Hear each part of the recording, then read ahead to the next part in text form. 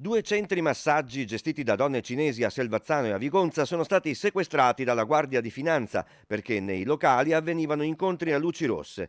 In uno di questi in particolare c'era un insolito e continuo afflusso di avventori maschi. Iniziate le indagini su siti internet di incontri per adulti, i finanzieri del comando provinciale di Padova non hanno avuto dubbi sulla seconda attività che vi si svolgeva: prestazioni sessuali a pagamento.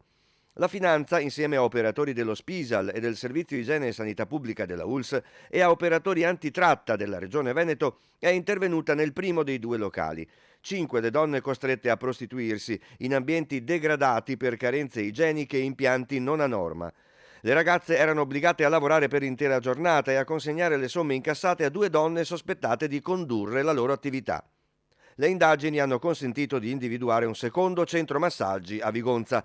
Qui sono state identificate altre due ragazze cinesi intente a prostituirsi. I finanzieri hanno denunciato le responsabili di fatto e le titolari dei centri per i reati di favoreggiamento dell'immigrazione clandestina, sfruttamento del lavoro e della prostituzione, oltre a 3 donne irregolari in Italia.